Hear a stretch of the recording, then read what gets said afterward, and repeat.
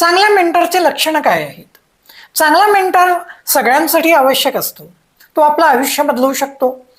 भविष्यात कधी आपल्याला मेंटरिंग करायचं असलं तर चांगला मेंटर आपल्यालाही बनावं लागतं. पण सगळ्यात महत्त्वाची गोष्ट आहे चांगला मेंटर निवडता येणं. आणि म्हणून मी ज्या अनेक मेंटर्सचं निरीक्षण केलेलं आहे त्यातून चांगला मेंटर म्हणजे काय हे मला जे समजलं ते थोडक्यात या व्हिडिओमध्ये मांडणार आहे. सगळ्यात पहिली गोष्ट ही आहे की त्याला आपल्या विद्यार्थ्यांचा, ज्याला आपण मेंटरिंग करतोय त्याच्या क्षमतेबद्दल एक आदर असला पाहिजे. पुष्कळदा या क्षमता ज्या आहेत त्या रॉ स्वरूपात असतात. समोरच्या व्यक्तीला सुद्धा त्या क्षमता जाणवलेल्या नसतात. त्याला हे माहिती नसतं की या क्षमतांचं काय करायचं. आणि अख्खं जग असं असतं की ते जग त्या क्षमतांवर विश्वास ठेवायला तयार नसतं. आणि अशाही परिस्थितीत मेंटरला स्वतःवर विश्वास असला पाहिजे आणि समोरच्या व्यक्तीच्या क्षमतांवर विश्वास असला पाहिजे. एक ओबडधोबड असा संगमरवरी दगड पडलेला होता. अनेक लोक म्हणायचे की हा दगड काही कामाचा नाही. आणि तिथे मायकल एंजेलो आला, जो एक मूर्तिकार होता चांगला, आणि त्याने सांगितलं की हा दगड म्हणजे खूप चांगली मूर्ती आहे, फक्त मला नको असलेला जो भाग आहे ना तो त्या मूर्तीतून वेगळा करायचा आहे. सेम गोष्ट आहे की अनेकांना असं वाटतं की या प्लेअरमध्ये काहीच कॅपॅसिटी नाही. आणि एक माणूस असा असतो की जो त्याच्यावर प्रचंड विश्वास ठेवून जातो आणि पुढे तोच प्लेयर जो आहे तो खूप चांगली कामगिरी करतो.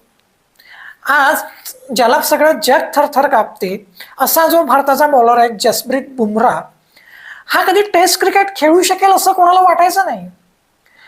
पण रवी शास्त्रीने त्यावेळेस त्याच्यातला टेस्ट क्रिकेटर बघितला, त्याला खेळवलं आणि आज सगळ्या जगात त्याचा एक दबदबा आहे. म्हणजे आपल्या शिष्याच्या क्षमतांवर चांगल्या मेंटरला एक विश्वास असतो. दुसरी गोष्ट ही आहे की चांगला मेंटर जो आहे तो जजमेंटल नसतो.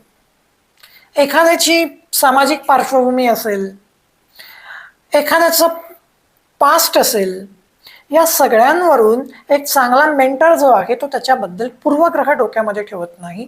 तो न्यूट्रली त्याच्यासोबत राहत असतो. लक्ष्मण शास्त्री जोशी होते, ज्यांच्या नेतृत्वाखाली महाराष्ट्रामध्ये विश्वकोश लिहिले गेले. आणि सगळ्यांचा विरोध, एक नाराजीचे सूर दुर्लक्षित करून त्यांनी डॉक्टर आह साळुंखेंना विश्वकोशामध्ये तेही धर्मशास्त्रावर टिपणं लिहिण्याची संधी दिली होती. इथे पारंपरिक जी मानसिकता होती की संस्कृतचा अधिकार फक्त विशिष्ट काही लोकांना असेल, त्याच कॅटेगरीमधून लक्ष्मण शास्त्री जोशी सुद्धा येत होते. परंतु ते तिथे शिष्याबद्दल अनबायस्ड होते आणि त्याची सामाजिक पार्श्वभूमी लक्षात न घेता फक्त गुणवत्ता लक्षात घेऊन तर्कतीर्थांनी डॉक्टर आह साळुंखेंना धर्मशास्त्रामध्ये टिपणं लिहिण्याची संधी विश्वकोशामध्ये दिली होती. सो मेंटर जो आहे तो नॉन जजमेंटल असणं खूप महत्वाचं आहे, ही बाब लक्षात. पुष्कळदा मेंटर जो असतो त्याची क्षमता खूप प्रचंड मोठी असते. आणि जेव्हा प्रचंड मोठी क्षमता त्या मेंटरची असते त्यावेळेस हा मेंटर जो आहे तो त्यांच्या शिष्यांपेक्षा खूपदा पुढचा विचार करत असतो. पण शिष्याचं स्वतःचं व्यक्तिमत्व फुलायचं असेल, त्याचा विकास व्हायचा असेल तर बहुतांश वेळी शिष्याला स्वतःच्या मनाने निर्णय घेऊ द्यावे लागत असतात आणि त्यामुळे शिष्याला सल्ला देऊन चालत नाही. या बाबतीत महान आईन्स्टाईनचं उदाहरण देता येईल. एक नवशिका संशोधक त्याच्या आसपास संशोधन करत होता आणि त्याच्याजवळ जेव्हा तो संशोधन करत होता त्यावेळी त्याचं संशोधन थोडं चुकत आहे आईन्स्टाईनच्या लक्षात आलं. त्याने त्याचं थोडंफार लक्षात आणून दिलं, पण त्यावेळी त्या संशोधकाला फार काही टोकलं नाही, त्याला चुकू दिलं आणि नंतर त्याला समजावून सांगितलं. त्यामुळे त्या संशोधकाचं स्वतःचं व्यक्तिमत्व पण खुडलं गेलं नाही, त्याने पण स्वतंत्रपणे स्वतःचा विकास केला आणि आईन्स्टाईनने त्याला योग्य ती दिशा पण दाखवली. म्हणजे स्वतः आपण ग्रेट आहोत म्हणून आपले निर्णय जे आहेत ते निर्णय चांगला मेंटर शिष्यावर लादत नाही. ज्यावेळी गॅरी कास्टन टीम इंडियाचे कोच बनले होते त्यावेळी सेहवागचा फॉर्म चांगला नव्हता. त्यांनी सेहवागला सल्ला दिला होता की काही काळासाठी त्यांनी अप्पर कट खेळू नये. तो त्याने मानलाही. त्याच्यानंतर कास्टनची इच्छा नव्हती की सेहवागने अप्पर कट खेळावा, पण सेहवाग पुढच्या आयुष्यात अप्पर कट खेळत गेला आणि अप्पर कटवर त्याने भरपूर धावा सुद्धा जमवल्या. म्हणजे निर्णय स्वतःचा न लागता फक्त सजेशन दिलं होतं कास्टनने. हे चांगल्या मेंटरचे लक्षण आहे, हे लक्षात घ्या. आणि मग असा सल्ला जर दिला ना तर मेंटर अनेकदा सल्ला न ऐकल्यामुळे फुगून बसतात. जेव्हा चांगल्या मेंटरचा विचार केला जातो तेव्हा सगळं जग रमाकांत आचरेकरांचं नाव घेतं. सचिन तेंडुलकर, विनोद कांबळी, प्रवीण आमरे, अजित आगरकर, अजूनही 2-3 नावं घेता येतील की जे त्यांचे खेळाडू आंतरराष्ट्रीय लेवलवर भारताकडून खेळले.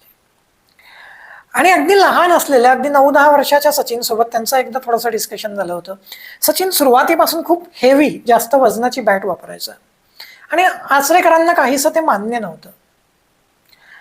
या विषयावर थोडी डिबेट झाली, पण सचिनने आपला हट्ट सोडला नाही आणि आचरेकरांनी सुद्धा मग एकदा त्याने हट्ट न सोडल्यामुळे त्या जड बॅटवर कधी ऑब्जेक्शन घेतलं नाही किंवा इतक्या लहान मुलाने माझं ऐकलं नाही म्हणून ते रुसून सुद्धा बसले नाही. ते शिस्तीच्या बाबतीत कडक होते. याच्या वेगवेगळ्या स्टोरीज आपल्यापर्यंत येतात.